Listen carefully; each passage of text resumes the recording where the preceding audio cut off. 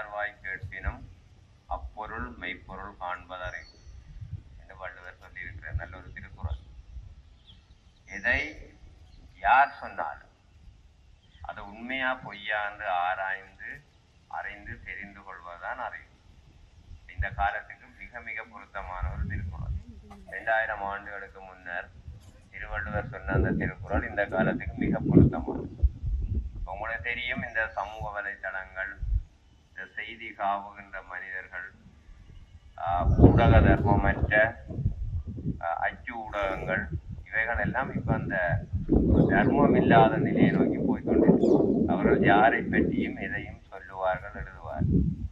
அது சரியா பிள்ளையாண்டு ஆராய்ஞ்சா பிறகுதான் அதை நாங்கள் அடுத்தவர்களுக்கு சொல்ல வேண்டும். அது மட்டும் இப்படி ஒன்று இருக்குதாம் என்றதை கூட பேசாமல் இருக்கிறது எங்களுக்கு புண்ணியம் சேர்த்து. உங்களுக்கு தெரியும், உலகத்தில எது அழிந்தாலும் அழியாதது அறம். இந்த கம்பர் சொல்லுற ராவணனுடைய தலைநகரத்தை பற்றி சொல்லுகிற பொழுது, கரங்கு கால்புகா, கதிரவன் ஒளிபுகா, மரளி மரம்புகா, இனி வானவர் புகார் என்கை பம்பேன். சரிதான். கரங்கு கால்புகா என்றால் இந்த காற்று கூட அதுக்குள்ள போக மாட்டுதான். கதிரவன் ஒளிபுகா, சூரியன் ஒளி கூட போக மாட்டுதான்.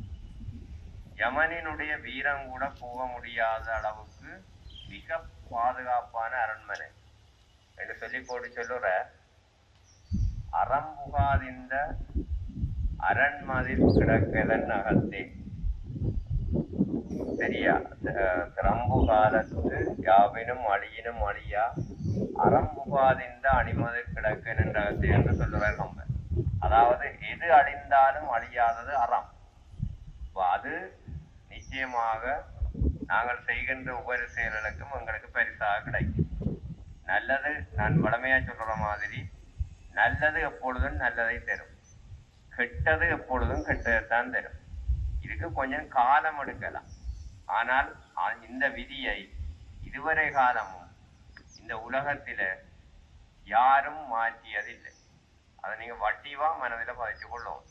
அப்போ பாடசாலையிலே நீங்கள் மாணவர்களாக இருக்கிற காலத்துல நல்ல பிள்ளைகளாக நடந்து கொள்ள வேண்டும். நான் உங்களுக்கு சொல்லுற விஷயம் என்னென்றால், நீங்கள் ஒவ்வொருவரும் சேர்ந்ததான் கும்பலகுணம் மகாவித்தியாலயம். இந்த கட்டடங்கள் அல்ல, ஒரு பாடசாலை என்பது கட்டடம் அல்ல. நீங்கள் ஒவ்வொருவரும் சேர்ந்ததுதான் இந்த பாடசாலை. இந்த பாடசாலை பெருமைமிக்க பாடசாலையாக இருக்க வேண்டும் என்றால் நீங்கள் அதற்கு தக்க மாதிரி நடந்து கொள்ள வேண்டும். உங்களுக்குரிய அறம் என்ன என்பதை எங்களுடைய ஆசிரியர்கள் சொல்லி தருவார். அதை கடைபிடிக்க வேண்டும் என்று உங்களை அன்பாக இந்த சந்தர்ப்பத்தில் கேட்டுக்கொண்டு அடுத்ததாக